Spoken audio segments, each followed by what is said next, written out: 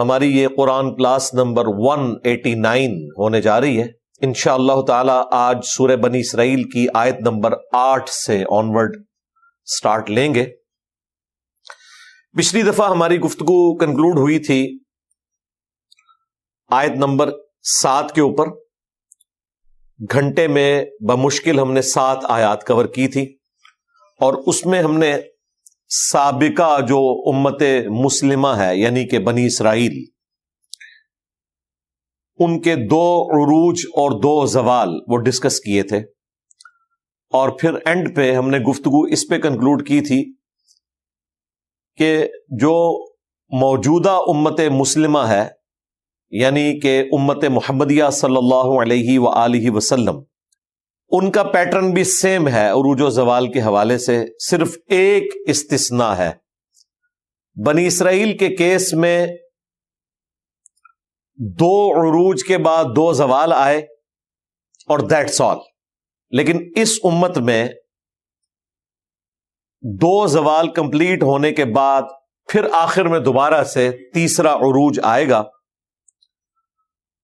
اور وہ امام محمد بن عبداللہ المہدی رضی اللہ تعالیٰ عنہ علیہ السلام کی سرکردگی میں ہوگا، جس کی بشارتیں قرآن و سنت میں موجود ہیں۔ قرآن میں اشارتاً ذکر ہے، کم از کم 3 مقامات پہ اللہ تعالیٰ نے اس کا ذکر کیا۔ هو الذی ارسل رسولہ بالہدی ودین الحق لیظہرہ علی الدین کلہ وَلَوْ كَرِهَ الْمُشْرِكُونَ۔ وہی اللہ ہے جس نے اپنے محبوب صلی اللہ علیہ وآلہ وسلم کو الہدا یعنی قرآن کے ساتھ مبعوث کیا اور دین حق کے ساتھ، تاکہ اسے تمام ادیان پر غالب کر دے، خواہ کافر اور مشرک اس بات کا برا ہی مان جائیں۔ ابھی تک اس روئے ارض نے یہ منظر نہیں دیکھا کہ پوری دنیا پہ اسلام کا غلبہ ہو، لیکن قرب قیامت میں، قیامت آنے سے پہلے پہلے ایک دفعہ پوری دنیا پر اسلام کا غلبہ ہوگا، دوبارہ سے خلافت راشدہ قائم ہو جائے گی۔ مسند احمد میں حدیث موجود ہے، اللہ کے محبوب صلی اللہ علیہ وآلہ وسلم نے فرمایا، اللہ تعالی جب تک چاہے گا میں تم میں موجود رہوں گا، تم میں نبوت باقی رہے گی، پھر اللہ تعالی مجھے اپنے پاس بلا لے گا، میرے بعد خلافت علی منہاج النبوہ قائم ہوگی، جو ابو داؤد اور ترمذی میں آیا کہ 30 سال تک ہوگی۔ اس کی تفصیلات بھی آئیں، ابو بکر کے 2 سال، عمر کے 10 سال، عثمان کے 12 سال اور علی کے 6 سال رضی اللہ عنہم اجمعین وعلیہم السلام اجمعین۔ اور ان 6 سالوں میں 5.5 سال حضرت علی کے ہیں اور 6 مہینے حسن ابن علی کے۔ پھر مسند احمد کی حدیث میں آگے آتا ہے کہ خلافت علی منہاج النبوہ کے بعد کاٹ کھانے والی ملوکیت کا دور شروع ہو جائے گا، اور وہ بھی اس وقت تک رہے گا جب تک اللہ چاہے گا، پھر اللہ تعالیٰ اسے بھی اٹھا لے گا، پھر تم پر جابر حکمرانوں کا غلبہ ہو جائے گا، اور وہ بھی جب تک اللہ چاہے گا وہ غلبہ باقی رہے گا، اور پھر اس کے بعد دوبارہ سے خلافت علی منہاج النبوہ قائم ہوگی۔ یعنی یہ 5 ادوار کا ذکر موجود ہے۔ نبی الاسلام کا مبارک دور، اس کے بعد خلفائے راشدین کا دور، پھر کاٹ کھانے والی ملوکیت، پھر جابر حکمران، اور 5واں دور جو الٹیمیٹ خلافت راشدہ واپس آئے گی۔ آج ہم جس ایرا میں ہیں، ہم ماضی میں جا کے یہ ادوار گنوا سکتے ہیں۔ نبی الاسلام کا مبارک دور 11 ہجری میں مکمل ہوا، اس کے بعد 30 سال خلافت رہی، صلح حسن 41 ہجری میں ہوئی، ایگزیکٹلی 30 ایئرز کے بعد دوسرا دور بھی ختم ہوا۔ 41 ہجری سے بنو امیہ کی ملوکیت شروع ہوئی، کاٹ کھانے والی ملوکیت، وہ آلموسٹ 90 سال تک رہی۔ پھر دوسری صدی ہجری کے اندر بنو عباس کا غلبہ ہوا، وہ بھی کاٹ کھانے والی ملوکیت ہی تھی لیکن ایک دوسرے خاندان کی۔ اور وہ سلسلہ کئی سو سال تک جاری رہا، اور اس میں مسلمانوں پر عروج و زوال کا سلسلہ رہا، آپس میں بھی طوائف الملوکی ہوئی، یہ سب کچھ ہوتا رہا۔ اسی دوران جو مسلمانوں پر تاتاریوں کا ایک آزمائش والا معاملہ ہوا، اس کے بعد دوبارہ سے اللہ تعالی نے غلبہ دیا عثمانیوں کے ذریعے سے، تاتاریوں نے ہی حق قبول کر لیا، اور پھر الٹیمیٹلی یہ جو ملوکیت ہے اس کا خاتمہ ہوا، اور جابر حکمران مسلمانوں کے اوپر مسلط ہوئے جو زبردستی حکمران بن گئے، یعنی کلونیل پاورز۔ کہیں پر فرینچ آ گئے، کہیں پر گریٹ برٹن نے قبضہ کر لیا، اور یہ جابر حکمران بالآخر کافی حد تک مسلمانوں سے ٹل گئے ورلڈ وار 2 کے بعد، جب مسلمانوں کے دوبارہ سے اب آلموسٹ 58 ملک بن چکے ہیں۔ ورنہ اگر آپ ورلڈ وار 1 کے قریب دیکھیں تو ایک سلطنت عثمانیہ ہی بچی تھی، وہ بھی ختم ہو گئی۔ سب کانٹیننٹ پہ تو گریٹ برٹن کا قبضہ پہلے ہی ہو چکا تھا۔ پھر آہستہ آہستہ یہ ملک بننے شروع ہوئے، انڈونیشیا، ملیشیا، مصر، یہاں پہ پاکستان، اور پھر پاکستان میں سے ہی بنگلہ دیش بھی نکلا، افغانستان بھی کافی حد تک معاملات بہتر ہوئے، ایران تو خیر پہلے بھی اس طریقے سے محکوم نہیں ہوا تھا، لیکن بہرحال انقلاب تو 1979 میں آیا۔ اس طریقے سے دوسرے جو عرب ملک ہیں وہ بھی آزاد ہوئے، افریقہ میں کتنے عرب ملک بن گئے، یعنی کلونیل پاورز کا جو ایک غلبہ تھا وہ ڈھیلا پڑا۔ اب یہ جو ایرا ہے یہ خلافت اعلی منہاج النبوہ جو دوبارہ قائم ہونی ہے اس کی طرف جا رہا ہے، یعنی ایک ٹرانزیشن پیریڈ ہے۔ یعنی یہ تو نہیں ہوتا کہ آپ رات کو سوئیں اور ایک ایرا ختم ہوا ہے اور دوسرا شروع ہو جائے، آہستہ آہستہ اس میں کنورٹ ہوتا ہے۔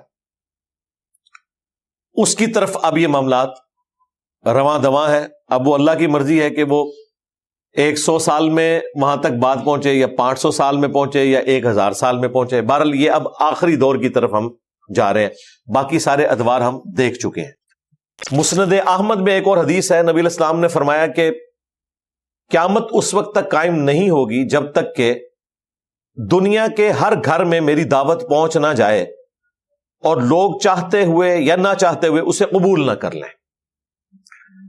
آج سوشل میڈیا کی برکت سے، انٹرنیٹ کی برکت سے یہ بات سمجھنا آسان ہے کہ دنیا کے ہر کونے تک اسلام کی حقیقت پہنچ چکی ہے الحمدللہ۔ شاید چند ایک کوئی جنگلات باقی رہ گئے ہوں، ادروائز جتنی بھی سویلائز جگہ ہیں وہاں پر یہ حق کھل چکا ہے۔ اس حوالے سے مسلمانوں کا ریلیجن لوگوں میں انٹروڈیوس ہو چکا ہے، اور خصوصاً جب سے یہ پچھلے سال 7 اکتوبر 2023 سے اسرائیل کا اور حماس کا کنفلکٹ شروع ہوا، اس کے بعد سے تو پوری دنیا کی خبروں میں مین خبروں میں یہ چیزیں ڈسکس ہوتی ہیں، بنی اسرائیل versus Muslims, Jews versus Muslims, اور اس سے ظاہر ہے ریلیجن والا معاملہ سب کے سامنے آ رہا ہے۔ تو اللہ کا شکر ہے کہ اللہ تعالیٰ نے اس حق کو پوری دنیا تک انٹروڈکشن کے پوائنٹ آف ویو سے پہنچا دیا ہے۔ اب جس کی مرضی وہ مزید تحقیق کرے اور حق کی طرف آئے۔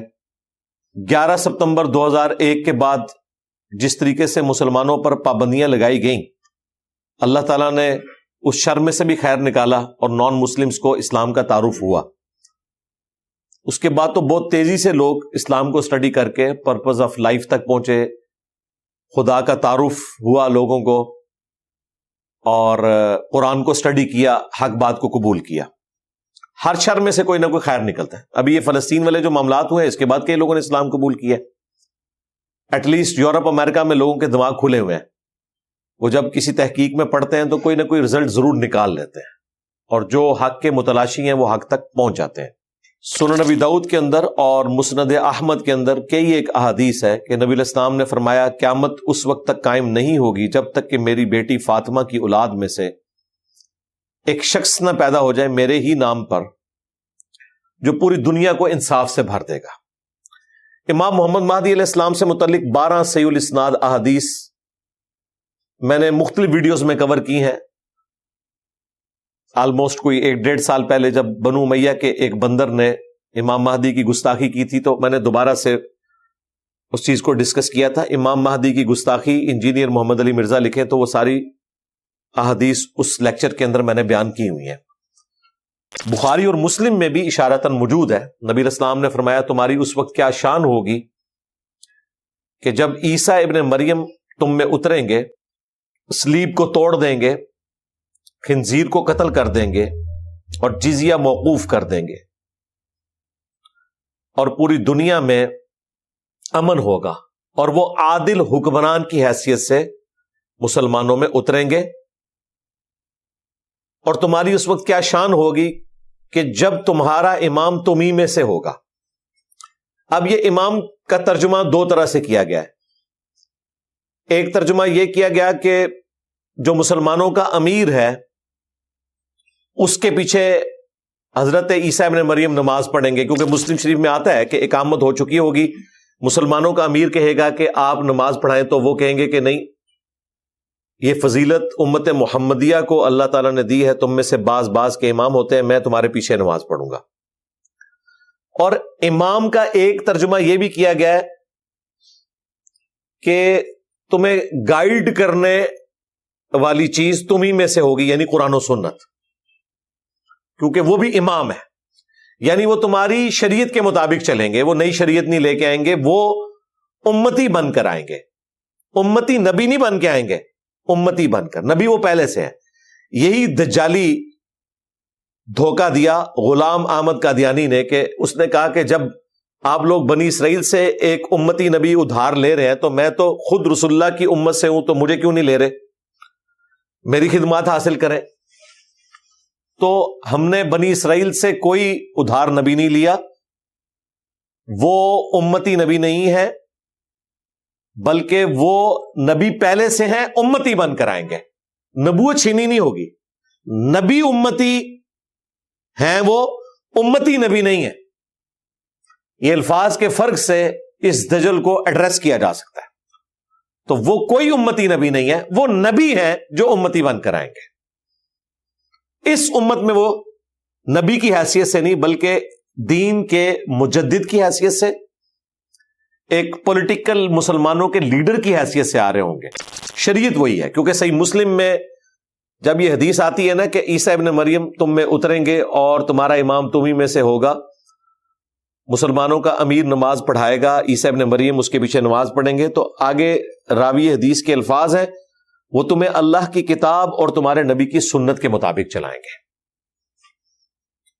یہ صحیح مسلم میں 394 نمبر حدیث ہے سٹارٹ ہی میں. تو اس میں یہ مقدمہ بالکل کلیئر ہے. باقی عیسیٰ ابن مریم کا دنیا میں آنا، اس کے حوالے سے قرآن و سنت کے دلائل وہ میں الگ سے ویڈیوز میں ذکر کر چکا ہوں. قرآن کلاسز متحمل نہیں ہے کہ ہم اس کی تفصیل میں جائیں، چونکہ یہ ٹاپک اس کے ساتھ جڑا ہوا تھا کہ مسلمانوں پر تیسرا عروج آنا ہے امام محمد مہدی کے ذریعے، اور اس میں بھی جو ایک کرٹیکل ایشو ہے دجال کو قتل کرنے کا، چونکہ وہ فتنہ بہت بڑا ہوگا، اس کے لیے ایک غیر معمولی انسان کی ضرورت ہے. امام محمد مہدی دجال کو قتل کرنے پر غالب نہیں ہوں گے. اللہ تعالیٰ عیسیٰ ابن مریم کے ذریعے اس دجال کو قتل کروائے گا. اللہ چاہے تو کسی چڑیا سے بھی کروا سکتا ہے، لیکن یہ اللہ تعالیٰ نے ایک اپنا پلان بنایا ہے کہ جو جھوٹا مسیح ہے اس کو قتل کرنے والا سچا مسیح ہوگا. اور جوز کے اوپر اللہ تعالیٰ کی طرف سے عذاب کا آخری کوڑا عیسیٰ ابن مریم خود برسائیں گے. کیوں؟ جب کبھی بھی نبیوں کا انکار ہوا ہے جو رسول بن کر آتے تھے، سمپل نبی نہیں رسول، تو اللہ تعالیٰ کی طرف سے عذاب آتا تھا. قوم نوح کے اوپر عذاب آیا، قوم عاد پہ، قوم سمود پہ. خود ہمارے نبی علیہ السلام کے کیس میں جہاد اور قتال کے ذریعے اللہ تعالیٰ نے کفار مکہ کے اوپر اور مشرکین عرب کے اوپر اور رومنز اور پرشینز کے اوپر عذاب مسلط کیا، جو سورہ التوبہ کے اندر رپورٹ ہوا. کیا مسلمانوں تمہاری تلواروں کے ذریعے اللہ تعالیٰ ان پر عذاب بھیجے گا. عیسیٰ ابن مریم کا بھی انکار کیا تھا جیوز نے، وہاں پر اللہ تعالیٰ نے عیسیٰ ابن مریم کو تو بچا لیا، لیکن دنیا میں باقی نہیں رکھا، آسمانوں پہ اٹھا لیا۔ اگر دنیا میں وہ باقی رہتے تو وہی سنت رپیٹ ہوتی کہ صرف ان کے ساتھی بچائے جاتے، باقی سارے کے سارے جوز تباہ کر دیے جاتے۔ یہ اللہ تعالیٰ کی سنت کا تقاضا تھا کہ کوئی دنیا میں یہودی باقی نہ رہتا، کیونکہ انہوں نے وقت پیغمبر کا انکار کیا تھا۔ نوح علیہ السلام کے مخالفین بھی تو ہزاروں میں تھے، صرف 78 بندے بچائے گئے۔ یہاں پہ بھی حضرت عیسیٰ علیہ السلام کے مخالفین نے تباہ و برباد ہونا تھا، لیکن یہاں پر اللہ تعالیٰ نے عیسیٰ ابن مریم کو بچا لیا، دنیا میں باقی نہیں رکھا، وہ دوبارہ آئیں گے قرب قیامت میں۔ دوسری طرف یہودیوں کو بھی باقی رکھا، ان پر وقتاً فوقتاً اللہ تعالیٰ نے عذاب کے کوڑے بھیجے، اور یہ بھی قرآن میں ذکر ہے کہ میں قیامت تک تم پر وقتاً فوقتاً ایسے عذاب مسلط کرتا رہوں گا، ایسے لوگ مسلط کرتا رہوں گا جو تمہیں عذاب دیتے رہیں گے، کیونکہ تم نے عیسیٰ ابن مریم کا انکار کیا۔ اب آپ سوچ رہے ہوں گے کہ یہ عیسیٰ ابن مریم کے انکار کے اوپر اللہ کا اتنا غصہ کیوں ہے؟ انکار تو اور پیغمبروں کا بھی ہوا تھا، لیکن وہ یکمشتی ختم ہو گئے ان کے مخالفین۔ یعنی یہ تو نہیں ہوا کہ نوح علیہ السلام کے مخالفین کچھ زندہ رکھے گئے ہوں، کچھ مار دیے گئے ہوں، پھر وقتاً فوقتاً ان کی نسلوں پہ بھی عذاب آتا رہے، یا قوم سمود، قوم عاد۔ جیوز کے ساتھ ایسا کیا ہوا ہے کہ یکمشت اللہ نے ختم نہیں کیا اور قیامت تک عذاب آئے گا؟ یہ قرآن میں لکھا ہوا ہے۔ اس کے پیچھے ریزن یہ ہے کہ باقی سب لوگ آسمانی مذاہب کے ماننے والے نہیں تھے، بت پرست تھے۔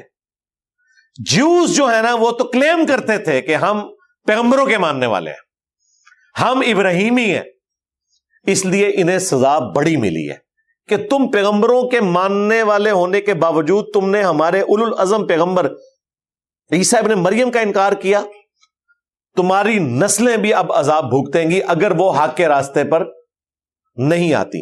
ویسے یہ ہوا ہے کہ چند ایک خوش نصیبوں نے بعد میں حق قبول کر لیا، لیکن اوورال روش ان کی آج تک وہی ہے، اس لیے وقتاً فوقتاً ان پر عذاب کے کوڑے آئے۔ ایک تو کچھ عرصے بعد ہی آ گیا، 33 عیسوی میں عیسیٰ ابن مریم کو اٹھایا گیا، 70 عیسوی میں آلموسٹ 37 ایئرز کے بعد ٹائٹس نے ان پر حملہ کیا، جو ہم نے پچھلی دفعہ ڈسکس کیا تھا، یروشلم تباہ و برباد کر دیا۔ ہیکل سلیمانی جو دوبارہ تعمیر کر لیا تھا انہوں نے حضرت عزیر علیہ السلام کے ذریعے جو عروج ملا، اس کے بعد اس دوسرے زوال کے اندر وہ ٹیمپل بھی ٹوٹ گیا جو دوبارہ بنایا تھا۔ ایک دیوار اس کی سلامت ہے، ویلنگ وال، جس کے سامنے وہ گریا کرتے ہیں، یوں کر کے تورات پڑھ رہے ہوتے ہیں، اور اب انہوں نے تیسرا ٹیمپل تعمیر کرنا ہے، اور ان کا یہ عقیدہ ہے کہ وہ جب تعمیر ہوگا اس کے لیے ریڈ ہائیفرز بھی آئیں، وہ سرخ گائیں جو 5 چل پڑی تھی اور مسلمانوں کو ہاتھ پاؤں پڑ گئے، یعنی قرآن و حدیث سے ان کو کبھی کوئی وعید نہیں سمجھ آئی ہے، وہ انہوں نے 5 گائے لے لی۔ ہم نے اس وقت بھی کہا تھا کچھ نہیں ہوگا، اور اللہ کا شکر ہے اپریل گزر گیا، پھر مئی بھی گزر گیا، اب یہ آج 18 اگست 2024 ہے، وہ معاملہ تو وہیں پہ رکا ہوا ہے۔ بہرحال وہ تیسرا جب ٹیمپل تعمیر کریں گے، ان کا نظریہ ہے کہ پھر ہمارا مسیحا آئے گا، اور وہ مسیحا جس کا وہ انتظار کر رہے ہیں وہ آلموسٹ 2000 سال پہلے آ کے جا چکے ہیں، عیسیٰ ابن مریم۔ اب جب وہ دوبارہ آئیں گے نا تو وہ ان کے جعلی مسیحا کو قتل کرنے آئیں گے۔ اسی لیے دیکھیں دجال کو بھی مسیح کہا جاتا ہے، مسیح الدجال، یعنی دجل والا مسایا، جھوٹا مسایا۔ اور سچے مسیح کون ہے؟ یسوع مسیح، عیسیٰ ابن مریم، وہ سچے مسیح ہیں، وہ جھوٹا مسیح ہے۔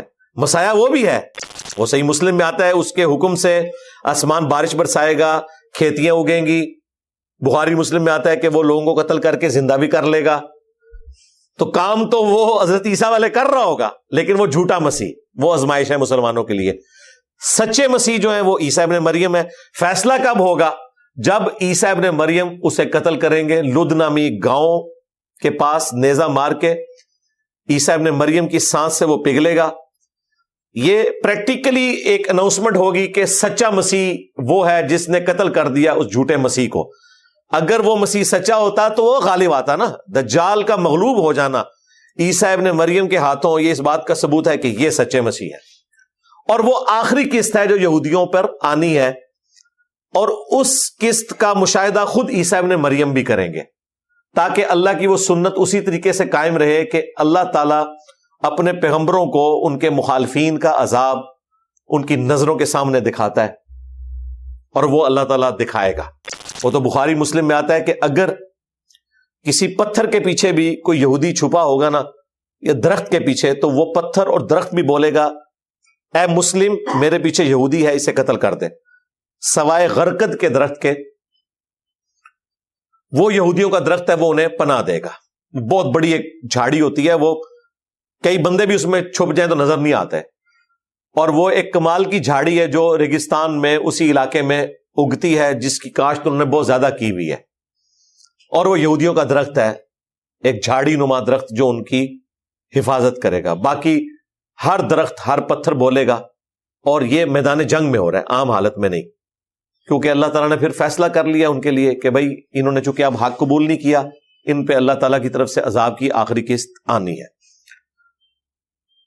لہذا عیسیٰ ابن مریم کا دنیا میں آنا, اس کے پیچھے ٹیکنیکل ریزن یہ ہے کہ انہوں نے اپنی مخالف قوم کا عذاب اپنی زندگی میں نہیں دیکھا تھا جو باقی رسولوں نے دیکھ لیا تھا, اس لیے وہ دوبارہ دنیا میں آئیں گے اور عذاب کی آخری قسط ان کے ہاتھوں سے ہوگی, اور وہ اللہ تعالیٰ کی سنت اسٹیبلش ہو جائے گی کہ عیسیٰ ابن مریم اور ان کے ماننے والے بچا لیے جائیں گے. کرسچنز اور مسلمان, کرسچنز بھی اسلام قبول کر لیں گے. وہ سورہ النساء میں آیا کہ اہل کتاب میں سے کوئی بھی نہیں بچے گا مگر یہ کہ وہ عیسیٰ ابن مریم کی موت سے پہلے ان پر ایمان لے آئے گا.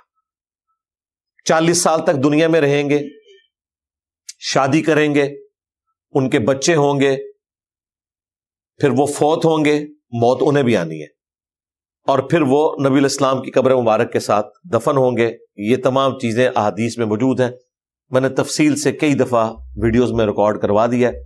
اب لکھیں عیسیٰ ابن مریم دنیا میں دوبارہ آئیں گے, حیات مسیح, نزول مسیح, تو میری وہ ویڈیوز کھل جائیں گی جن میں نے ساری احادیث کو ڈسکس کیا ہے. بہرحال یہ حکمت کھل گئی کہ عیسیٰ ابن مریم نے دنیا میں کیوں آنا ہے. دوسرا, یہودیوں پر عذاب کی مسلسل قسطیں کیوں ہیں, ایک ہی دفعہ اللہ نے ان کو ختم کیوں نہیں کر دیا. اس کے پیچھے ریزن یہ ہے کہ چونکہ وہ نبیوں کے ماننے والے تھے, نبیوں کا نام لے کر انہوں نے غداری کی, اس لیے عذاب کی قسطیں ان پر آتی رہیں گی. ٹائٹس نے 70 عیسوی میں کیا, اس کے بعد بھی کرسچنز نے بڑا مشکل ٹف ٹائم دیا ان کو, اور یہ پچھلی صدی میں تو ہم نے اتنی بڑی عذاب کی قسط دیکھی کہ 60 لاکھ یہودی قتل ہوئے ہٹلر کے ہاتھوں ورلڈ وار 2 کے اندر, ہالوکاسٹ جسے کہتے ہیں. اس میں ہٹلر کا جرم اپنی جگہ ہے, لیکن ان کے اوپر اللہ تعالیٰ کی طرف سے آزمائش آئی, اور آج بھی جو اوریجنل جیوز ہیں وہ تو ریاست اسرائیل کے بھی خلاف ہیں. وہ کہتے ہیں یہ اللہ تعالیٰ نے ہمیں عذاب دیا ہوا ہے, ہماری جب توبہ قبول ہوگی اللہ تعالیٰ خود ہمیں یروشلم کی زمین واپس کر دے گا. اس لیے وہ زائنسٹ موومنٹ کو صحیح نہیں سمجھتے. اس لیے آپ دیکھتے ہیں وہ جو پریکٹسنگ یہودی ہیں جن کی لمبی لمبی داڑھی ہیں بالکل اہل حدیثوں کی طرح, اور لمبے لمبے بال رکھے ہوئے ہیں انہوں نے, اور وہ کیپ پہنی ہوئی ہے انہوں نے بڑی بڑی, اور ان کے آپ دیکھیں سارے وہ دیکھنے میں لگتا ہی نہیں ہے مطلب کہ وہ مسلم ہے یا نان مسلم, وہ صرف بالوں سے پہچانے جاتے ہیں, ادروائز داڑیاں بالکل ہماری طرح ان کی نظر آ رہی ہوتی ہے, سچی داڑیاں. وہ سارے تو فلسطین کا جھنڈا لگا کے اسرائیل کے خلاف پروٹیسٹ کر رہے ہوتے ہیں امریکہ میں, یورپ میں, کیونکہ وہ زائنسٹ موومنٹ کے خلاف ہیں. وہ کہتے ہیں یہ لوگ شریعت کے خلاف چل رہے ہیں, اور کسی حد تک ان کا موقف درست ہے, کیونکہ یہودیوں نے تو حضرت موسیٰ علیہ السلام جب دنیا میں موجود تھے اس وقت جہاد نہیں کیا تھا, تو اب انہوں نے جہاد کہاں سے کرنا ہے؟ تو اس لیے وہ جہاد اور قتال والا معاملہ کر ہی نہیں سکتے. یہ تو کمال کی گیم کی ہے زائنسٹ موومنٹ نے کہ کس طریقے سے انہوں نے بالفور ڈکلیریشن کر کے وہ یہودی جو کئی سو سال سے یورپ میں وہ سٹیٹس گزار رہے تھے جو ہمارے پڑوسی ملک میں شودروں کا بھی نہیں, اس سے بھی کم تر. ان کی بستیاں الگ ہوتی تھیں, اور انہی بستیوں کے کارنر پہ سارے کرسچنز اپنا کوڑا کرکٹ پھینکتے تھے, اونچی اونچی دیواریں بنائی ہوئی ہوتی تھیں, ان کے اندر یہ زندگیاں گزارتے تھے، اور ان کے اوپر ضروری ہوتا تھا ہر ایک نے اپنے بازو کے اوپر ڈیوڈ سٹار وہ 6 کونوں والا لگا کے رکھنا ہے تاکہ دور سے پتہ چل جائے کہ یہ یہودی ہے، اس سے دور رہنا ہے. اچھوت کے طور پہ ڈیل کرتے تھے انہیں اچھا نہیں سمجھتے تھے. اتوار والے دن تو ان پہ نکلنے پہ بھی پابندی ہوتی تھی. یعنی جو کچھ آپ کے ملک میں قادیانیوں کے ساتھ کیا جا رہا ہے نا، یہ تو شاہی کوئی نہیں جو کرسچنز نے یہودیوں کے ساتھ کیا ہے. آج ہم جس ایرا میں ہیں یہ ذرا آپ کو چینج نظر آ رہا ہے کہ جیوز اور کرسچنز کی دوستی ہو چکی ہے مفادات کی خاطر. یہ پوسٹ ورلڈ وار 1 ہے، اور اس میں بھی پوسٹ ورلڈ وار 2، جس کے بعد انہوں نے ان پہ ترس کھا کے انہیں اسرائیل کی ریاست دے دی اور ایک نئی مصیبت کھڑی کر دی مسلمانوں کے لیے، جو آج تک ہم بھوگت رہے ہیں. ورنہ سلوک ان کے ساتھ بہت برا ہوتا تھا. ظاہر ہے کہ عیسیٰ ابن مریم کرسچنز کے نزدیک خدا یا خدا کا بیٹا، اور جیوز کہتے تھے یہ دجال ہے، آؤٹ آف ویڈ لاک پیدا ہوا ہے. نعوذ باللہ. مجھے بتائیں 180 ڈگری عقائد و نظریات ہوں، ایک شخص کو ایک پارٹی خدا مانے ہوئے اور دوسری پارٹی کہہ رہی ہے کہ تو یہ عام انسان بھی نہیں ہے، یہ تو آؤٹ آف ویڈ لاک پیدا ہوا ہے. نعوذ باللہ. تو ان کا آپس میں اتفاق ہو ہی نہیں سکتا. یہ تو گستاخی سے بھی کوئی اگلا درجے کی کوئی چیز ہے، اس سے بھی زیادہ کوئی بری چیز ہے. گستاخی کا تو ورڈ ہی چھوٹا ہے. لیکن یہ مفادات کی خاطر پالیٹکس اور یہ سارا کچھ ہوا. پھر ظاہر ہے کہ 18ویں 19ویں اور 20ویں صدی کے اندر بیسک ہیومن رائٹس اور ڈیموکریسی اس قسم کی آوازوں کی وجہ سے پھر لوگوں نے وہ جو سخت مذہبی رویے تھے انہیں پیچھے رکھ کے تو اکوموڈیٹ کیا ایک دوسرے کو. یہ آج آپ کو بتایا جاتا ہے کہ دنیا کی معیشت یہودیوں کے قبضے میں ہے. دنیا کی غریب ترین قوم تھی یہ ایک راس چائلڈ، ان میں ایک بچہ سمجھدار پیدا ہوا آج سے کوئی 300-400 سال پہلے، اور اس نے کاروبار شروع کیا. ہے ایماندار تھا، کرتے کرتے بینکنگ کا نظام، پھر اس نے سب کو ساتھ ملایا. پوری دنیا کے بینک ان کے قبضے میں ہے. ادروائز یہ تو ایک سمجھ لیں تیسرے درجے کے جو شہری ہیں نا، ان سے بھی برا وقت یہ گزار رہے تھے اس دنیا میں. انہوں نے بہت مشکل وقت دیکھا ہے. آج ہمیں اتنی ان کی رونق نظر آ رہی پوری دنیا میں، دولت کے اعتبار سے بھی، شہرت کے اعتبار سے بھی، طاقت کے اعتبار سے بھی. یہ آلموسٹ سمجھ لیں پچھلے 100 سال کی گیم ہے جس میں یہ دنیا کی پالیٹکس میں اوپر آئے، اور دولت کے اعتبار سے بھی بمشکل 250-300 سال کی گیم ہے. اس سے پہلے یہ لوگ اسی طریقے سے غریب ہی تھے. تو یہ ساری ہسٹری معلوم ہونا ضروری ہے. اب اگلی آیات کے اندر اللہ تعالیٰ نے آفر دی ہے جیوز کو کہ ابھی بھی وقت باقی ہے، اگر تم توبہ کرنا چاہو تو ہم تمہیں یہ گلہ نہیں کریں گے کہ تم جونیئر مسلمان ہو اور دوسرے سینئر مسلمان ہیں. اللہ تعالیٰ تمہیں قبول کرنے کے لیے تیار ہے. وہ بیچارے سینئر ہی تھے لیکن حرکتوں کی وجہ سے جونیئر ہو گئے نا. سینئر تھے، جیوز سینئر مسلمان ہیں اس وقت. جو حضرت عیسیٰ ابن مریم کون ہے؟ بنی اسرائیل میں سے ہیں. ان کا انکار کر کے یہ جوز جو ہیں وہ کافر ہوئے. ادروائز انکار نہ کرتے تو سینئر ہی رہتے، اس وقت تک بھی سینئر تھے. جیسے ہی عیسیٰ ابن مریم کا انکار کیا، اکڑ میں آ گئے کہ یہ نوجوان لڑکا، اس کی پیروی ہم کیوں کریں. اتنی بڑی بڑی لمبی لمبی داڑیوں والے لوگ بیٹھے ہوئے تھے. انہوں نے یہ نہیں دیکھا کہ بھائی وہ پیغمبر ہے، تم تو صرف علماء ہو جن کا کام پیغمبروں کی لیگیسی کو آگے لے کے چلنا ہے، اور جب پیغمبر دنیا میں آ جائے پھر تم نے لیڈرشپ چھوڑ دینی ہے، پھر مسلح آ کے پیغمبر نے سنبھالنا ہے. لیکن انہوں نے اپنی مسجد نہیں چھوڑی، ذلیل و خوار ہو گئے. نہ صرف عیسیٰ ابن مریم کے ساتھ یہ کیا، خود ہمارے محبوب علیہ السلام کے ساتھ بھی کیا. ادھر تو ان کے پاس اور سٹرانگ بہانہ آ گیا نا کہ نبی علیہ السلام بنی اسرائیل میں سے ہی نہیں ہے. نبی علیہ السلام تو بنو اسماعیل میں سے تھے. عیسیٰ ابن مریم کے کیس میں یہ بہانہ بھی نہیں تھا، وہ تو بنی اسرائیل میں سے تھے. انہیں بھی قبول نہیں کیا، نبی علیہ السلام کو بھی قبول نہیں کیا، اس لیے وہ تباہ و برباد ہو گئے. اب آ جائیں اس آیت کی طرف. آیت نمبر 8. اعوذ باللہ من الشیطان الرجیم، بسم اللہ الرحمن الرحیم. عسى ربکم ان یرحمکم، قریب ہے کہ تمہارا رب تم پر اب بھی رحم فرمائے. وَإِنْ عُدْتُمْ عُدْنَا، اگر تم نے پھر سرکشی کی تو پھر ہم تمہارے ساتھ وہی سلوک کریں گے. یعنی ابھی بھی ٹائم ہے، نبی علیہ السلام دنیا میں آ چکے ہیں، 2 عروج 2 زوال تم دیکھ چکے ہو، اب بھی تمہیں عروج مل سکتا ہے اگر تم حق کا راستہ اختیار کرو. لیکن ابھی بھی اگر تم باز نہ آئے تو ہم پھر لوٹیں گے. اور یہی ہوا کہ باز نہیں آئے اور پھر اللہ تعالیٰ نے مسلسل ان پر عذاب کے کوڑے برسائے جو قیامت تک برستے رہیں گے. وَجَعَلْنَا جَهَنَّمَ لِلْكَافِرِينَ حَصِيرًا، اور ہم نے بنا دیا ہے جہنم کو کافروں کے لیے قید خانہ. وَلِعَوْذُ بِاللَّهِ تَعَالَى اللَّهُمَّ أَجِرْنَا مِنَ النَّارِ. اگر وہ حق قبول کر لیتے تو اللہ تعالیٰ نے انہیں ایکسپٹ کر لینا تھا، لیکن ایسا نہیں ہوا. ان ھذا القرآن، اگر تم نے حق قبول کرنا ہے تو بے شک یہ ہے قرآن، یہدی للتی ہی اقوم، جو کہ راستہ دکھاتا ہے وہ جو کہ بالکل سیدھا ہے. ویبشر المؤمنین، اور بشارت سناتا ہے اہل ایمان کو. الذین یعملون الصالحات، وہ اہل ایمان جو نیک اعمال کرتے ہیں. صرف ایمان لانا کافی نہیں ہے، صرف اللہ کو ماننا کافی نہیں، اللہ کی بھی ماننی ہے، نیک اعمال بھی اختیار کرنے ہیں. ان لہم اجرا کبیرا، کہ ان کے لیے بہت ہی بڑا اجر ہے. اللہم اجعلنا منہم، آمین.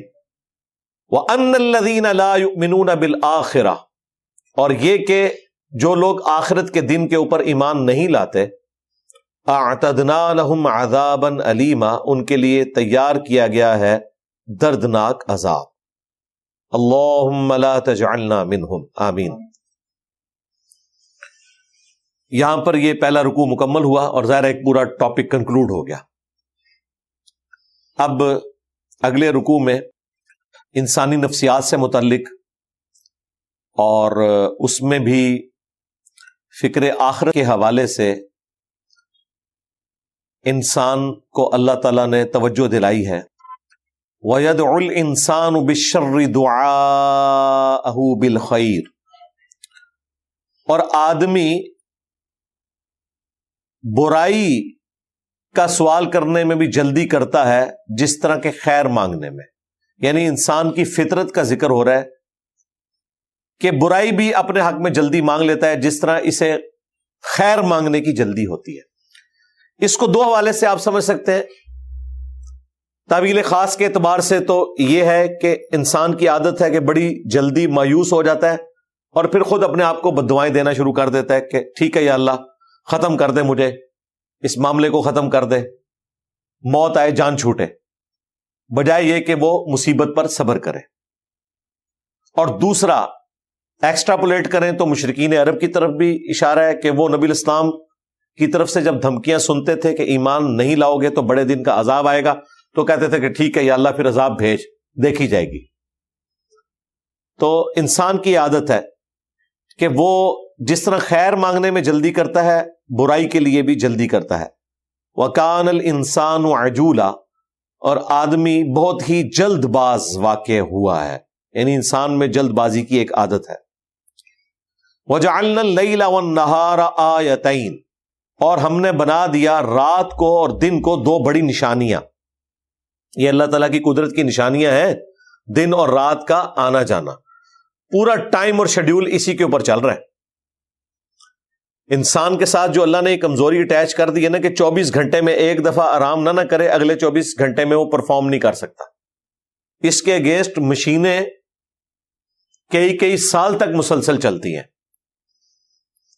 تب جا کے کہیں شٹ ڈاؤن اس کا کیا جاتا ہے. کئی ایسی مشینیں بھی ہیں سال تک تو چلنے والی کئی چیزیں ہیں. اب یہ جو ٹربائنیں آپ کی چل رہی ہیں ڈیمز کی، پورا سال چلتی رہتی ہیں. بیچ میں تھوڑی دیر کے لیے شٹ ڈاؤن، ان کا وہ کولنٹ وغیرہ چیک کیا جاتا ہے، باقی آئل یہ سب کچھ، اور اس کے بعد دوبارہ چلا دیتے ہیں. اسی طریقے سے جو کیمیکل پلانٹس ہیں کئی مہینوں تک مسلسل چلتے ہیں. انسان تو 24 گھنٹے سے زیادہ نہیں چل سکتا، حد 48 گھنٹے. اس کے بعد وہ گر پڑے گا جب تک آپ اس کی نیند کو پورا نہیں کرتے. اور نیند تو ایک فیکٹر ہے، کھانا پینا بھی. اور صرف کھانا پینا نہیں، ٹوائلٹ بھی، یہ بھی اس کے ساتھ جڑی ہوئی ہے چیز. اور صرف ٹوائلٹ کا ایشو نہیں، تھکاوٹ بھی ایک خاص حد تک وہ کام کر سکتا ہے. اب انسانیت نے لرن کیا ہے کہ مسلسل انسان کنسنٹریشن سے مشکل سے 8 گھنٹے تک کام کر سکتا ہے، اس لیے مزدوروں کے لیے 8 گھنٹے ڈیفائن کیے گئے. اور باہر کے ملکوں میں تو ہفتے میں 2 چھٹیاں ہیں، ہمارے ملک میں تو 1 چھٹی بھی، چونکہ لوگ عادی ہو چکے ہیں، ادروائز ہفتے میں 2 چھٹیاں. تو یہ دن رات کے سسٹم سے سب کچھ چل رہا ہے. 2 نشانیاں اللہ تعالیٰ کہتا ہے یہ ہماری ہیں، رات اور دن. فَمَحَوْنَا آیَةَ اللَّيْلِ، تو ہم نے رات کی نشانی کو تاریک بنایا. وَجَعَلْنَا آیَةَ النَّهَارِ مُبْصِرَةً، جبکہ جو دن کی نشانی ہے اسے ہم نے روشن بنایا ہے، اس میں آپ کام کرتے ہیں. آپ ذرا دیکھیں رات کے وقت اگر آپ کو کام کرنا پڑے کسی گاڑی کے نیچے گھس کے، تو نیچے آپ کو لائٹ لے کے جانی پڑتی ہے، اور اللہ تعالیٰ نے سورج باہر لگایا ہوا ہے، اتنی بڑی لائٹ ہے کہ دن کے وقت بھی نیچے کوئی لائٹ لے کے نہیں گاڑی کو ٹھیک کر رہا ہوتا، سیدھے گھس جاتے ہیں. ریفلیکٹڈ لائٹ ہی اتنی ہوتی ہے. تو بیسیکلی دن جو مفت کی روشنی آپ کو دے رہا ہے، یہ آئیڈیل ٹائم ہے کام کرنے کے لیے. جن علاقوں میں 6 مہینے کا دن یا 6 مہینے کی رات ہے، وہاں تو شیڈیول انہوں نے اس اعتبار سے کیا ہوا ہے، لیکن ظاہر ہے کہ وہ ایک مشکل ان کے لیے امر ہے، کلاک سے انہوں نے مینج کیا ہوا ہے. ادروائز آئیڈیل یہی ہے کہ دن کے وقت کام کیا جائے اور رات کے وقت نیند. اب تو سائنس ہمیں بتا رہی ہے کہ صرف گھنٹے پورا کرنا مقصد نہیں ہے. دن کے آپ 6 گھنٹے سوئیں اور رات کے وقت 1.5-2 گھنٹے، تو وہ زیادہ بینیفیشل ہے آپ کے لیے ایز کمپیئر ٹو دن کے. آپ کی امیونٹی امپروو ہوتی ہے میڈیکلی، بیماریوں سے لڑنے کی صلاحیت جسم کی امپروو ہوتی ہے جو لوگ رات کو آرام کرتے ہیں. یہ نیچرل سسٹم اللہ تعالی نے رکھ دیا. تو دن کو روشن بنایا لِتَبْتَغُوا فَضْلًا مِّن رَبِّكُمْ، تاکہ تم اپنے رب کا فضل تلاش کرو، یعنی محنت مزدوری کرو، رزق حلال کماؤ. اس کے لیے اللہ تعالیٰ نے دن کو رکھا ہے. وَلِتَعْلَمُوا عَدَدَ السِّنِينَ وَالْحِسَابَ، تاکہ تم برسوں کی گنتی اور حساب جان سکو. دن رات کے ذریعے اللہ تعالیٰ انسان کو ایک شیڈیول دیتا ہے. پھر چاند کے گھٹنے اور بڑھنے سے، جو سورہ یونس میں آیا کہ یہ ایک کیلنڈر ہی ہے جو اللہ تعالیٰ نے آسمان میں ٹانگ دیا، آپ کو اندازہ ہو جاتا ہے کہ اب یہ پورا چاند ہو گیا ہے تو یہ 14ویں ہے، آدھا ہو گیا ہے تو 7 تاریخ ہوئی ہے، اور اس طرف آدھا ہے تو 21 تاریخ ہو چکی ہے. اس طریقے سے پھر دن کو بھی سورج کے سائے سے، سورج کی لوکیشن سے آپ ٹائم کا اندازہ لگا سکتے ہیں، کلاک کے بغیر بھی. وَكُلَّ شَيْءٍ فَصَّلْنَاهُ تَفْصِيلًا، اور ہم نے ہر چیز خوب واضح کر کے ظاہر فرما دی ہے. وَكُلَّ إِنسَانٍ أَلْزَمْنَاهُ طَائِرَهُ فِي عُنُقِهِ، اور ہر انسان کی جو قسمت ہے، اس کا جو نامہ اعمال ہے، وہ ہم نے اس کے گلے میں لٹکا دیا ہے. وَنُخْرِجُ لَهُ يَوْمَ الْقِيَامَةِ، اور پھر قیامت والے دن ہم اسے نکال لیں گے. کتابًا یلقاہ منشورا، ایک کتاب جسے وہ اپنے سامنے کھلا ہوا پائے گا. واللہ عالم اب اس کے پیچھے کیا اللہ تعالیٰ کی ڈیوائن پلاننگ ہے کہ اللہ تعالیٰ کہہ رہا ہے کہ ہر شخص کے گلے میں ہم نے اس کی تقدیر، اس کا نامہ اعمال. ظاہر ہے تقدیر تو اللہ تعالیٰ کے علم میں پہلے سے ہے، جو ساتھ ساتھ کر رہا ہے وہ بھی ایک کتاب مرتب ہو رہی ہے، وہ گلے میں لٹکی ہوئی ہے. یہ اللہ کے علم میں ہے کہ یہ فزیکلی کوئی ایسی چیز ہے گلے میں، کوئی ایسا گلینڈ موجود ہے جس میں ہر چیز سٹور ہو رہی ہے. ابھی تو یہ بھی آ رہی ہے کہ تھوک جو ہے آپ کی، اس میں کئی ٹیرا بائٹ کا ڈیٹا سٹور کیا جا سکتا ہے، جس طرح یہ آپ کے کارڈز ہیں. کوئی گلینڈ ایسا ہے جس کے اندر یہ ساری چیزیں سٹور ہو رہی ہیں، یا اس فزیکل ورلڈ سے کوئی چیز تعلق نہیں رکھتی ہے. اللہ تعالیٰ نے ہر انسان کے ساتھ کوئی ایسی چیز اٹیچ کر دی ہے کہ یہاں سے ڈیٹا سیدھا ٹرانسفر ہو رہا ہے جو اس کے نامہ اعمال میں. جو فرشتے اللہ تعالیٰ نے ساتھ مقرر کر دیے ہیں وہ اس کے نامہ اعمال کو نوٹ کرتے رہتے ہیں. واللہ عالم اس کی کیا تفسیر ہے. بہرحال قیامت والے دن یہ کتاب کی شکل میں اس کا سارے کا سارا نامہ اعمال اس کے سامنے رکھ دیا جائے گا, کھلا ہوا پائے گا, اور پھر اللہ تعالیٰ کی طرف سے حکم ہوگا اقرأ کتابک, آج اپنی کتاب پڑھ, کفا بنفسک الیوم علیک حسیبا, آج تو اپنا حساب کرنے کے لیے خود ہی کافی ہے. اللہم حاسبنا حسابا یسیرا, آمین. واقعی انسان اگر اپنے کرتوت خود پڑھ لے تو کیسے بھاگ سکتا ہے.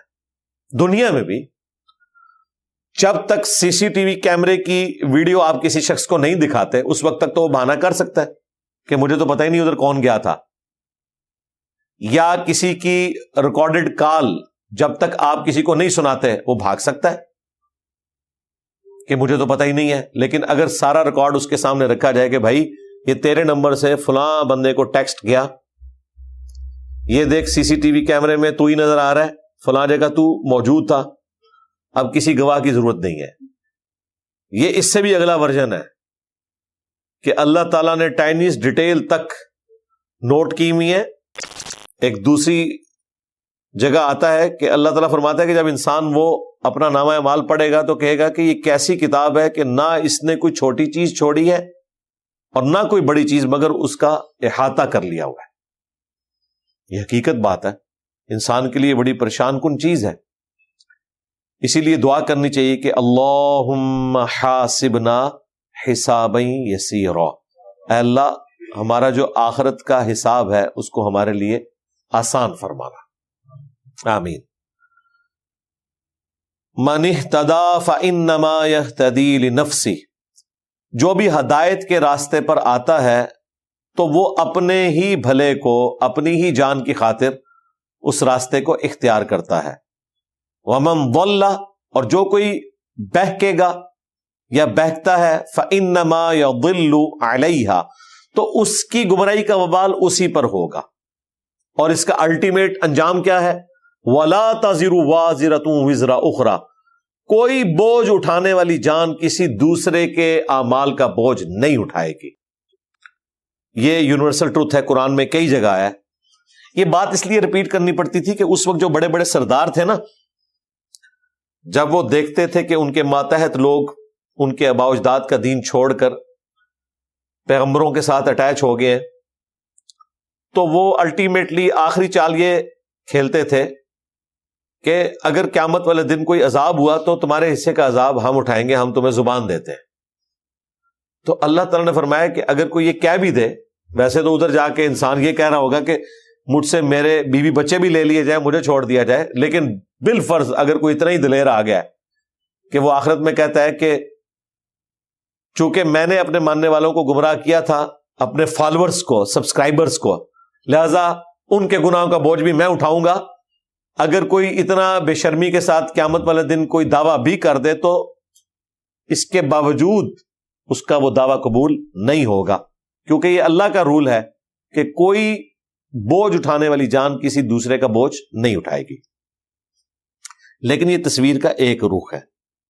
دوسری جگہ قرآن میں یہ بھی آیا کہ جو لوگ کسی کو گمراہی کے راستے پر چلا رہے ہیں ان سارے لوگوں کا وبال اس گمراہی کے پیشوا کو بھی ہوگا, اور ان کے اپنے وبال میں بھی کمی نہیں آئے گی. یعنی وہ اپنے گناہوں کا تو بوجھ اٹھائیں گے, اپنے فالوورز کے گناہوں کا بھی بوجھ اٹھائیں گے جن کو انہوں نے گمراہ کیا, لیکن فالوورز نہیں بچیں گے, انہوں نے اپنے حصے کا بوجھ اٹھانا ہے. وہ ڈبل بوجھ اٹھائیں گے جو پیشوا ہوں گے.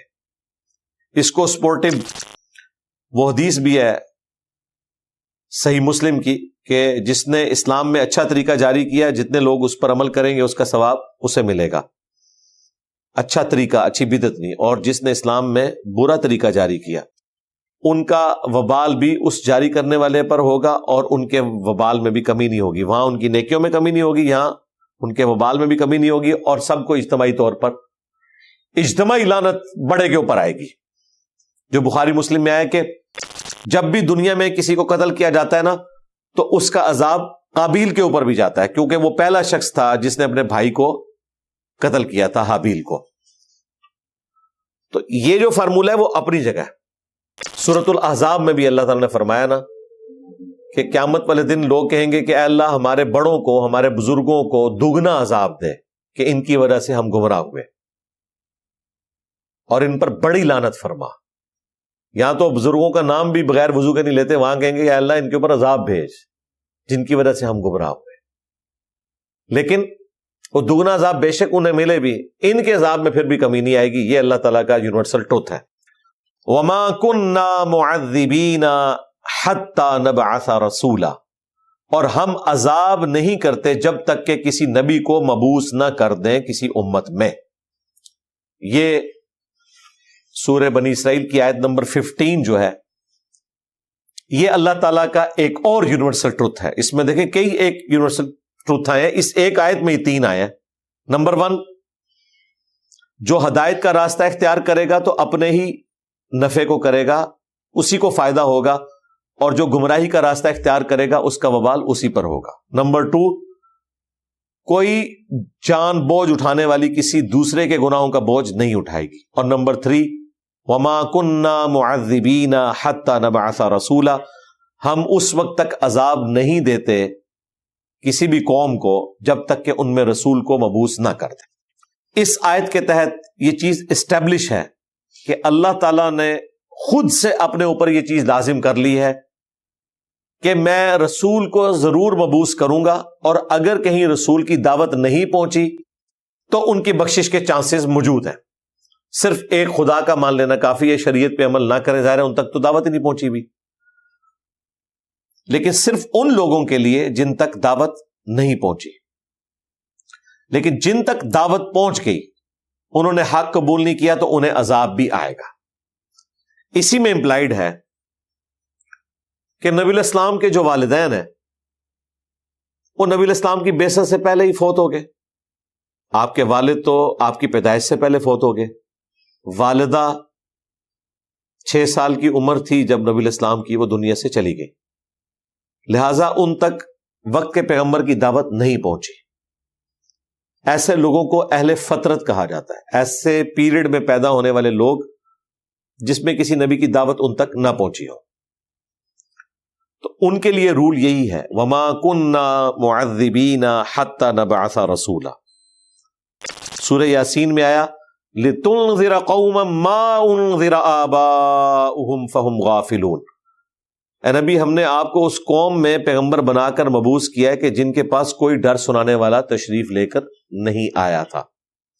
یعنی نبی الاسلام کے جو آباء و اجداد تھے ان تک کوئی اس حوالے سے دعوت حق نہیں پہنچی ہوئی تھی، ٹیمپرڈ فارم میں دین تھا۔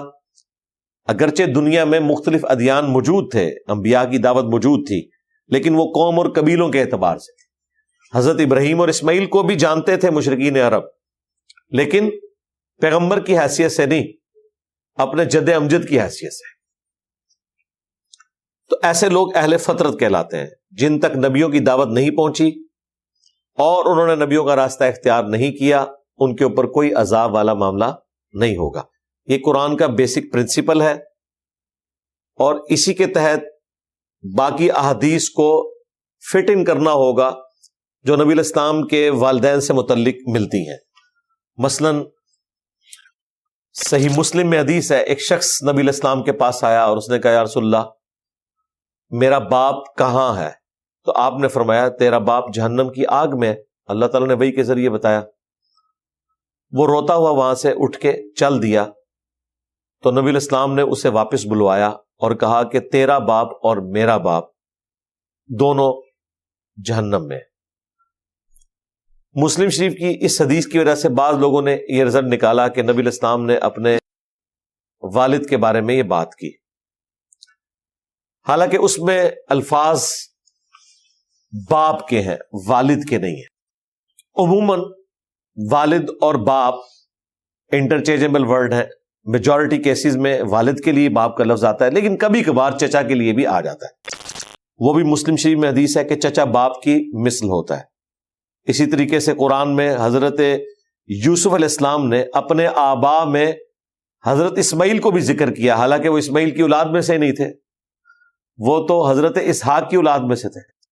جب اس طرح کی چیزیں موجود ہوں تو پھر ہم نے شرعی حکم بیان کرتے وقت وہ بینیفٹ آف ڈاؤٹ دینا ہے، کیونکہ دوسری طرف قرآن کا پرنسپل موجود ہے، احادیث میں بھی سپورٹیو چیزیں موجود ہیں، لہٰذا ہم یہ سمجھتے ہیں کہ نبی علیہ السلام جب یہ کہہ رہے ہیں نا کہ تیرا باپ اور میرا باپ جہنم میں ہے، تو اس سے مراد نبی علیہ السلام نے اپنے چچا ابو لہب کو ذکر کیا ہے۔ چچا تو تھا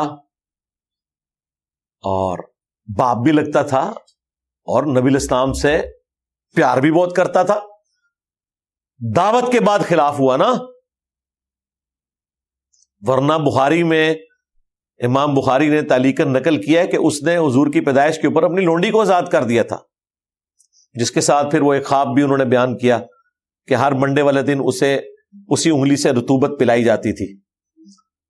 اس خواب بیان کرنے والے مجہول شخص اور اس سند میں تو کلام ہے، لیکن یہ بات تو اس حوالے سے کلیئر ہے کہ یہ سب کچھ کیا، اور وہ صوبیہ جسے آپ اردو میں کہتے ہیں، صویبہ عربی میں کہتے ہیں، وہ بیسیکلی جو لونڈی تھی وہ ابو لہب کی تھی جو نبی علیہ السلام کو دودھ پلایا کرتی تھی، وہ بعد میں مسلمان بھی ہو گئی الحمدللہ۔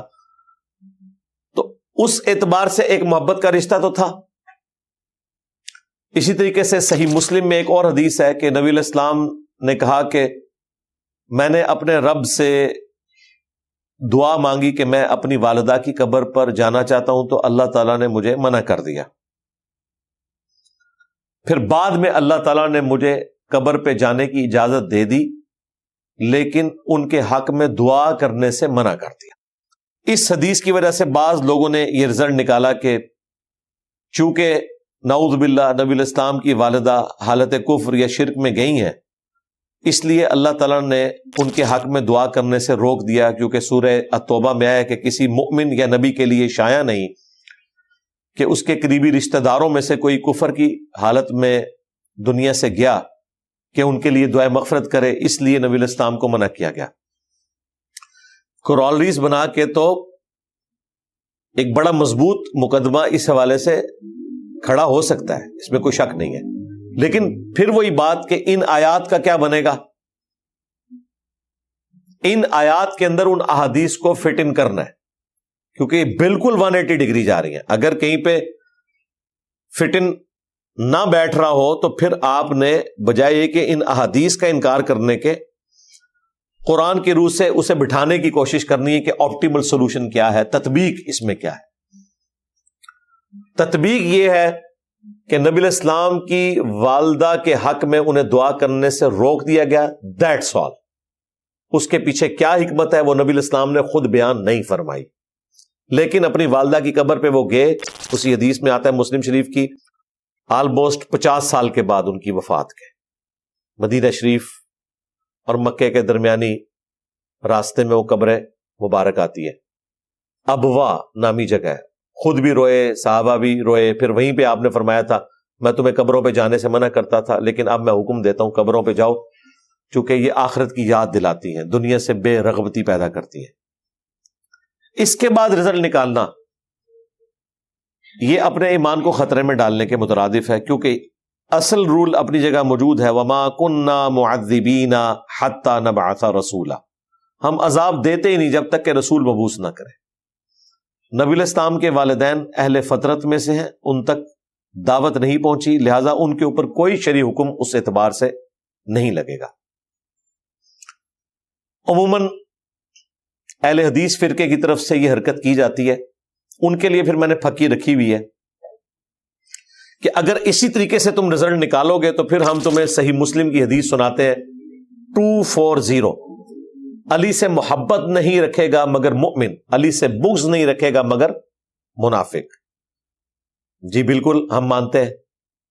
تو اگلی بات، جن لوگوں نے حضرت علی سے جنگیں کی ہیں وہ تو بغض سے بھی اگلے درجے کی چیز ہے نا، تو کیا ہم نعوذ باللہ ان جنگوں کے عوض حضرت علی کے مخالفین کے اوپر منافقت کا فتویٰ لگا دیں گے؟ یہ بھی نہیں لگائیں گے۔ تھوڑی دیر پہلے تک یہ حضور کے والدین کے اوپر لگا رہے ہیں کہ جی گالتے اتھے ہی جاندی ہے نا، یہ بھی سیدھی سیدھی پھر ادھر ہی جاتی ہے، تو وہ صرف ان کے ماموں نہیں آئیں گے، اس میں تو عشرۃ مبشرہ بھی آ جائیں گے، حضرت طلحہ اور زبیر جو قطعی جنتی ہیں. اس سے بھی بڑھ کے ہماری ماں سیدہ عائشہ سلام اللہ علیہا، جنہیں عمار ابن یاسر بخاری میں کہہ رہے ہیں کہ دنیا اور آخرت میں تمہارے نبی کی بیوی ہیں. اس کا مطلب ہے کہ عمار ابن یاسر نے بھی اس حدیث کا یہ رزلٹ نہیں نکالا کہ حضرت علی کے مخالفین ہیں جو ان سے جنگ لڑ رہے ہیں وہ منافق ہیں، حالانکہ حدیث سے رزلٹ نکالا جا سکتا تھا. سنن کبریٰ البیہقی میں موجود ہے، حضرت عمار ابن یاسر کہتے ہیں کہ اہل شام یعنی حضرت معاویہ رضی اللہ تعالیٰ عنہ کی پارٹی کو یہ نہ کہو کہ یہ کافر ہیں، یہ کہو کہ یہ فاسق اور ظالم ہے، کافر نہ انہیں کہو. یعنی انہوں نے تعویل کی کہ یہ دنیا کی محبت میں مغلوب ہو کر سارا معاملہ ہوا، اس کے پیچھے منافقت نہیں تھی. اگر یہ نعوذ باللہ بغض علی ہے بھی تھا نا، تب بھی نفاق والا بغض علی نہیں تھا، دنیا کی محبت کا غلبہ تھا. وہ تو حضور کی موجودگی میں بھی تو ہو گیا نا احد کے موقع پر. کیا وہ جانثار صحابہ نہیں تھے جو مال غنیمت کے پیچھے چلے گئے تھے؟ تو ہم یہ تو نہیں کہیں گے کہ وہ کوئی منافق ہو گئے تھے، ایسا تو نہیں ہوا تھا. اللہ نے بعد میں معاف بھی کر دیا. تو یہ ہو سکتا ہے. بخاری مسلم میں حدیث ہے جو آپ نے اپنی وفات سے 1 مہینہ پہلے خطبہ دیا تھا، اس میں آپ نے فرمایا دیکھنا میرے بعد کافر نہ ہو جانا کہ ایک دوسرے کی گردنیں مارنا شروع کر دو. مجھے اپنے بعد تم سے یہ خطرہ نہیں کہ تم کفر و شرک کرنا شروع کر دو گے، لیکن مجھے اس بات کا خوف ہے کہ تم دنیا کی محبت میں تباہ و برباد ہو جاؤ گے، ایک دوسرے کو قتل کرو گے اور پھر اس کے نتیجے میں ہلاک کر دیے جاؤ گے جس طرح کہ اگلی قومیں ہلاک کر دی گئی. بیسیکلی یہ ہوا ہے. That's all. باقی اس پہ تفصیلاً میں نے کئی ویڈیوز میں کلام کیا ہے، وہ آپ دیکھ سکتے ہیں. اسی آیت کے اوپر کنکلوڈ کرتے ہیں. سبحانک اللہم و بحمدک اشہد ان لا الہ الا انت استغفرک و اتوب الیک وما علینا الا البلاغ المبین. جزاکم اللہ خیرا.